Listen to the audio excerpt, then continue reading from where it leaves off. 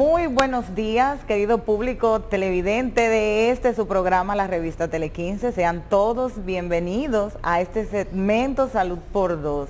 Hoy estamos contentísimos y queremos recordarles que tienen que sintonizar este y todos los jueves este segmento porque va a ser de mucha educación ante todas las cosas para cada uno de ustedes. Hoy vamos a hablar de un tema muy popular. Hoy vamos a hablar del uso de las aspirinas. Así que yo me hago acompañar del doctor Josué Pichardo, quien es cardiólogo internista, y quien les habla la doctora Ibe Gómez, odontóloga. Así que yo necesito que ustedes estén todos atentos porque hoy aquí se van a desmontar algunos tabús propios del dominicano en cuanto al uso de las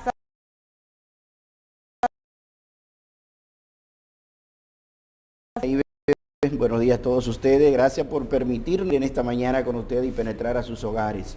Como dice la doctora Ibe, hoy vamos a hablar del uso de la aspirina, cuáles son las indicaciones y las contraindicaciones y por qué se utiliza tan frecuentemente, a veces de manera alegre, en momentos que no debe utilizarse aspirina. Así que realmente la aspirina es uno de los medicamentos más viejos y vamos a ver, más viejo utilizado a nivel mundial y tiene sus indicaciones precisas y no hay duda de que es bueno, pero vamos a ver cuándo y cómo.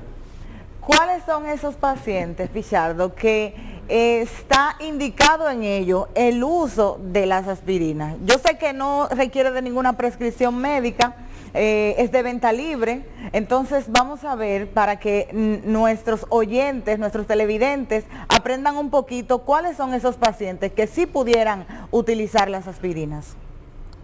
Mira, eso que dices es importante de que es de venta libre porque en Estados Unidos y en el mundo la aspirina se vende de manera libre. Tú puedes ir a cualquier farmacia, a cualquier supermercado y va a encontrar aspirina.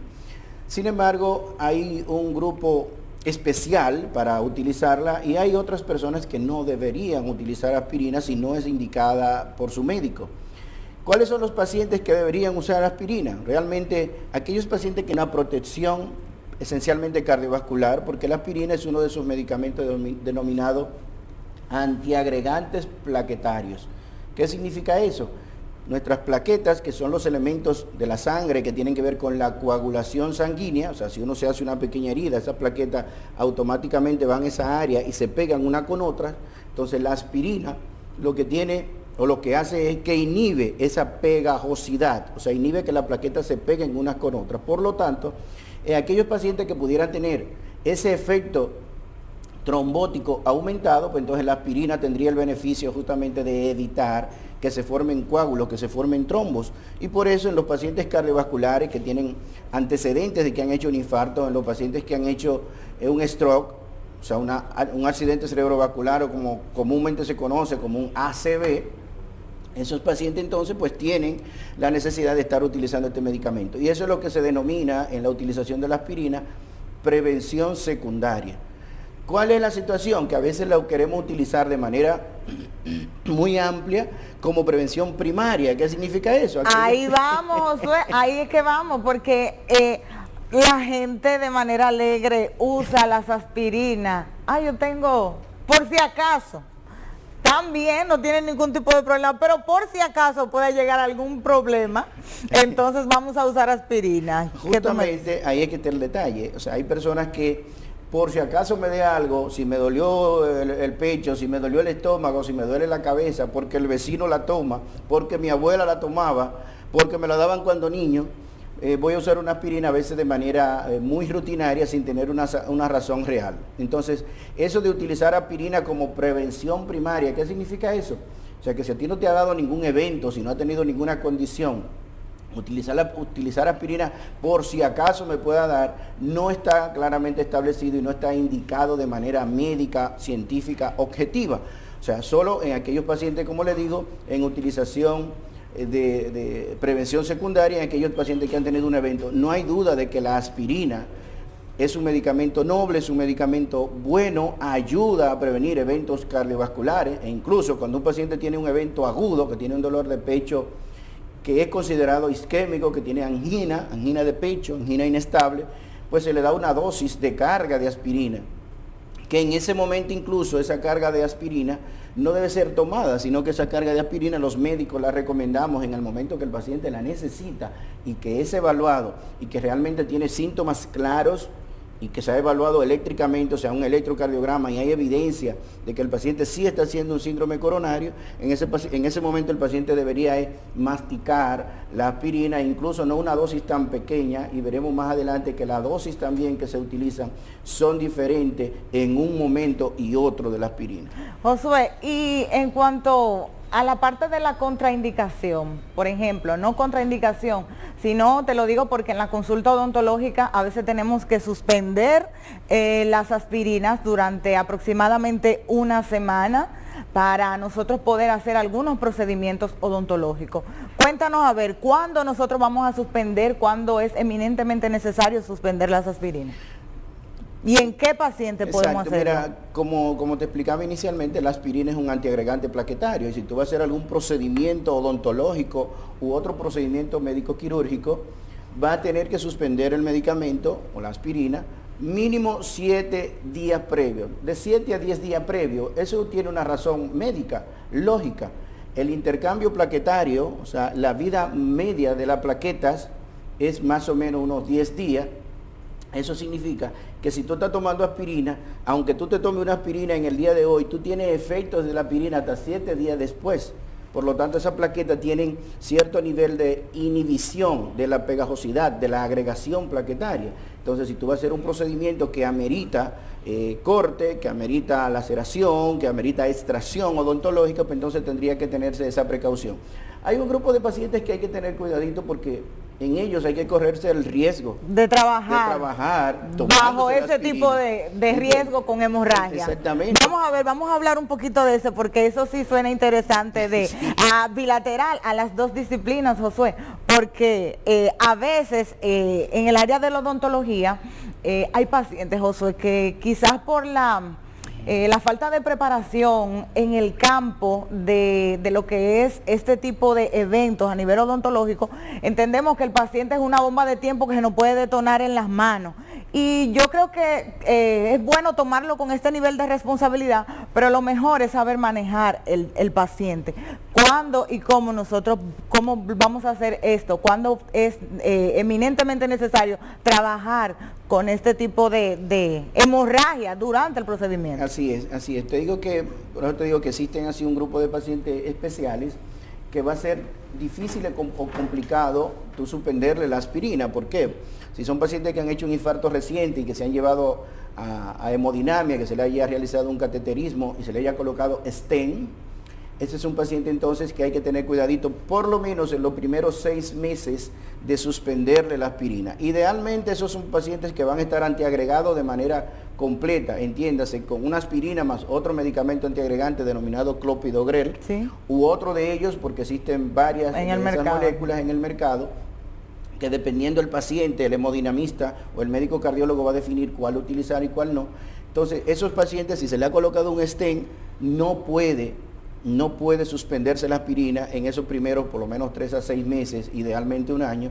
Y si hay que hacer un procedimiento odontológico o quirúrgico de emergencia, que eso se lo tengo que decir con mucha frecuencia a muchos de mis pacientes que van a hacerse una cirugía electiva, le digo, no, es una emergencia. Si es una emergencia, asumimos el riesgo y buscamos disminuirlo, explicándole al médico que va a hacer el procedimiento. Pero si es una emergencia, entonces es un paciente que tendría que ir antiagregado a un procedimiento, ya sea odontológico con extracción o que tenga que ver con algún procedimiento quirúrgico bucal u otro tipo de procedimiento a nivel del cuerpo. Entonces es un paciente entonces que uno tiene que estar claro, que tiene que tener reservado incluso a veces plaquetas nuevas de un paciente que no esté antiagregado, porque son pacientes entonces que pueden tener un sangrado importante y hay que tener entonces esa precaución. Sí, eso es importante, José, porque en el tema de lo que es la elección de un tratamiento, cuando tú hablas de procedimientos que son emergencia, o sea, eminentemente es necesario.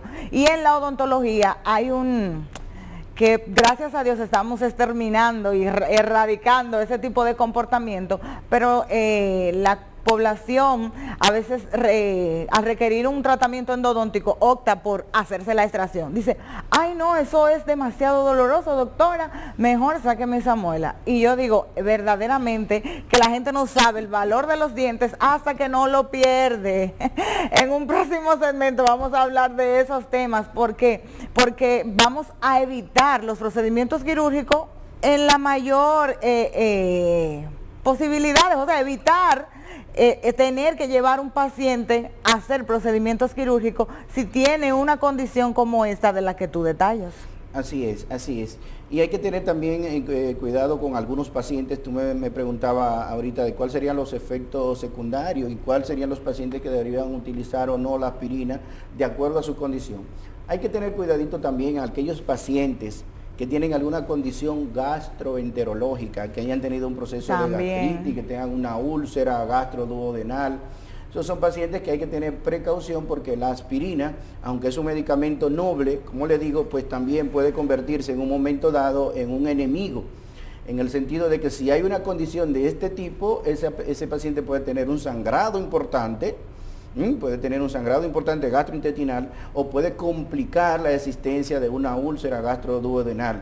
Hay que tener cuidado también a aquellos pacientes que están utilizando otro tipo de medicamentos antiagregantes o anticoagulantes. Igualmente, si el paciente tiene una condición gástrica, también hay que tener cuidado en unirlo con otro tipo de medicamentos de esa misma línea, denominados AINES, o analgésico antiinflamatorio no esteroideo, porque ellos pueden entonces aumentar el riesgo de gastritis y de sangrado. Igualmente, como le digo, esos que están anticoagulados está contraindicado, a menos que el médico, en casos muy específicos, que en ocasiones uno tiene que hacerlo, pacientes anticoagulados, por ejemplo, con warfarina, que tiene que utilizar también una aspirina, pero esos son casos muy especiales y hay algunos pacientes que tengo en esa condición que a veces van a decirme, doctor, pero me habían dicho que cuando comencé a tomar warfarina, y es bueno que tengamos eso claro, que cuando comencé a tomar warfarina no podía tomar nunca aspirina. Nunca es difícil encontrarlo en medicina. En medicina doy dos o cuatro. No se utiliza esa, no debe. Esa palabra de nunca, yo casi nunca la utilizo. Valga la redundancia. Claro. ¿Por qué? Porque hay pacientes, hay condiciones que aún tomando warfarina tienen obligatoriamente que dársele una aspirina, pero son casos, como le digo, muy especiales y debe ser bien evaluado por el médico y vigilando muy de cerca algún evento de sangrado que ese paciente pueda tener. Señores, esto y mucho más, olvídense de ese uso alegre. Mejor, aunque no requiera de una prescripción médica las aspirinas, consulta con su cardiólogo para ver qué tanto podemos resistir el uso de las aspirinas. Señores, no quiero cerrar este segmento, este espacio, sin antes decirle y hacerle un llamado a todos los colegas para que mañana acudan a ejercer su derecho de votar. Mañana tenemos elecciones, Josué, en el Colegio Dominicano de Odontólogos. Y le damos las gracias al Señor porque ya nuestro gremio como que está sacando la cabeza, porque yo decía, yo tenía que ser médico porque ahí hay una cosa que yo no te sé decir. Pero gracias a Dios estamos avanzando muchísimo. Señores, recuerden y quiero pedirle que se suscriban a nuestro canal de YouTube, Glucodón al Corazón. Pueden suscribirse para que puedan ver también disponible estos segmentos que hacemos aquí en esta su revista Tele 15. Josué, despide. Nino, gracias realmente por compartir este espacio con nosotros, Salud por Dos, y todos los jueves estaremos aquí compartiendo con ustedes temas interesantes de salud. De hecho, pueden dejarnos así en el canal de Glucodón, si quieren que hablemos de algún tema específico en algún momento, o si quieren escribirnos, pues para que con todo el gusto compartirlo con ustedes. Cada jueves estaremos tratando de compartir uno de los temas que consideramos más interesantes en nuestra consulta del día a día y que los pacientes acuden con más frecuencia a buscar información y que a veces, lamentablemente, han tomado conductas sin haber hablado con el médico. O sea, lo importante es que tengamos esas informaciones claras y precisas para que cada día estemos bien de nuestra salud. No solo cardiovascular, sino también odontológica, claro está. También, señores, síganos en nuestras redes. A mí me pueden encontrar como Ive Gómez en el Facebook y también en Instagram como Glucodón. Ustedes saben que Glucodón es un centro odontológico que da servicio para pacientes con diabetes y toda odontología en general. Señores, muchísimas gracias por preferirnos, por estar ahí, por abrirnos las puertas de su casa. Tengan feliz resto del día. Hasta el próximo jueves. Bye.